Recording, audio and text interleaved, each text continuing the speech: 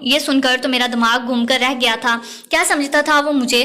کیا میں بے ایمان ہوں؟ اس کا کھا پی کر میں اپنے بچے کو صحت مند کروں گی اور اس کے بیٹے کو پوچھوں گی بھی نہیں یا اسے بھوکا رکھوں گی؟ میں نے کہا صاحب، میں غریب ضرور ہوں لیکن بے غیرت نہیں ہوں، نہ ہی نمک حرام ہوں۔ اگر آپ کو ایسا ہی شک ہے تو ٹھیک ہے، آپ کسی اور کو رکھ لیں۔ یہ کہنے کے بعد میں نے اپنا بچہ گود میں اٹھایا اور باہر جانے لگی۔ وہ مجھے پیچھے سے پکارتا رہ گیا لیکن میں ایک منٹ بھی وہاں نہ رکی اور اپنے گھر آ گئی۔ میں غریب ضرور تھی لیکن بے ضمیر ہرگز نہیں۔ اتنی باتیں سننے کے بعد بھلا میں کیوں وہاں پہ رک گئی؟ میں اپنے بچے کا حق اس کے بیٹے کو دے رہی تھی، اس کا خیال بھی بہت رکھتی تھی۔ جب تک میں وہاں ہوتی اس کے بچے کو سنبھالتی بھی تھی اور اپنے بچے کو اس کے کھلونے سے بہلاتی رہتی۔ حالانکہ میرے بیٹے کا حق تھا کہ میں اسے توجہ دیتی۔ اسی رات مجھ پر ایک اور مصیبت ٹوٹ گئی۔ میرا شوہر واپس گھر ہی نہیں آیا تھا۔ رات کے 12 بج گئے تو میں بے حد پریشان تھی۔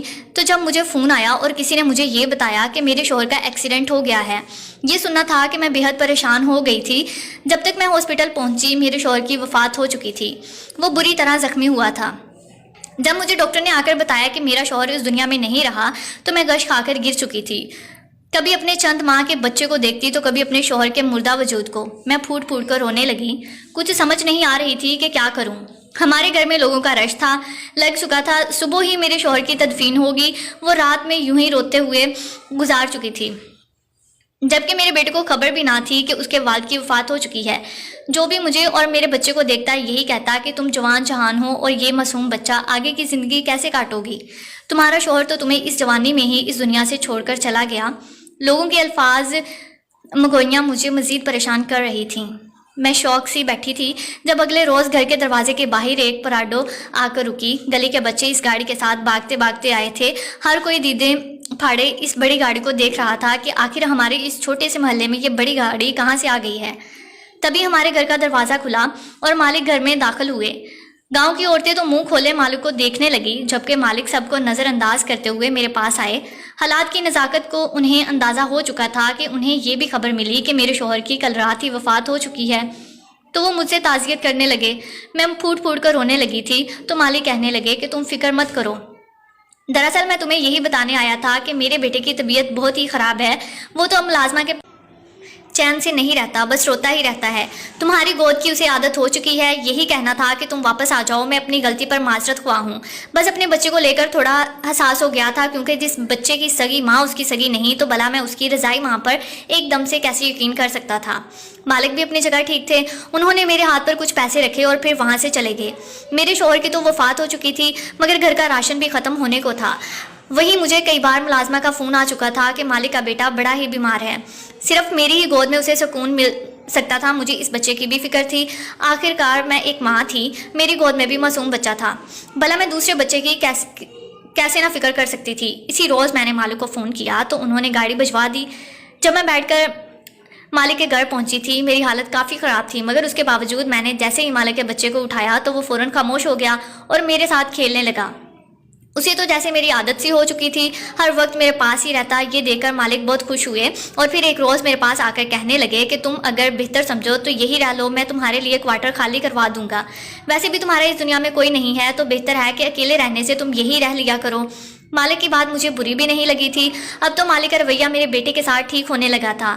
وہ اس کا بہت خیال رکھا کرتے تھے۔ جو بھی چیز اپنے بیٹے کے لیے لاتے وہی میرے بیٹے کے لیے بھی لے کر آتے، جبکہ مالکن کا تو کچھ اتا پتہ ہی نہ تھا، وہ کب آ رہی ہیں کب جا رہی ہیں مالک کو بھی خبر نہ ہوتی۔ ہر وقت ان کی شاپنگ اور دوستوں کے ساتھ پارٹی ہی ہوتی، کبھی باہر تو وہ کبھی دوسرے ملک کے لیے اپنے دوستوں سے ملنے کے لیے بھی جا چکی تھی۔ انہیں اس بات کی ذرا بھی پرواہ نہ تھی کہ ان کا بچہ کس حال میں ہے۔ میں اپنے شوہر کو یاد کر کے کافی اداس سی رہنے لگی تھی۔ میرا بیٹا بھی اپنے باپ کو یاد کر کے روتا رہتا، اکثر بخار میں مبتلا رہتا۔ ایک روز مالک کے بیٹے کی طبیعت خراب تھی، میں کوارٹر میں جانے لگی تو مالک بولے آج تم یہیں رہ جاؤ، میرے بیٹے کے کمرے میں ہی سو جانا، میرے بیٹے کی طبیعت خراب ہے اور وہ صرف تمہارے پاس ہی بہل سکتا ہے۔ مجبوراً مجھے وہیں رکنا پڑا۔ آدھی رات کو مالک کا بیٹا بھوک کی شدت سے جاگا تو میں اسے دودھ پلانے لگی، مگر تبھی مالک کمرے میں چلے آئے۔ میں اپنے ہی دھیان میں بیٹھی تھی، جب قدموں کی آہٹ سنی تو بکھلا کر مالک کے بیٹے کو خود سے دور کرنے لگی۔ وہ سو چکا تھا اور اس کی طبیعت بھی کچھ بہتر تھی۔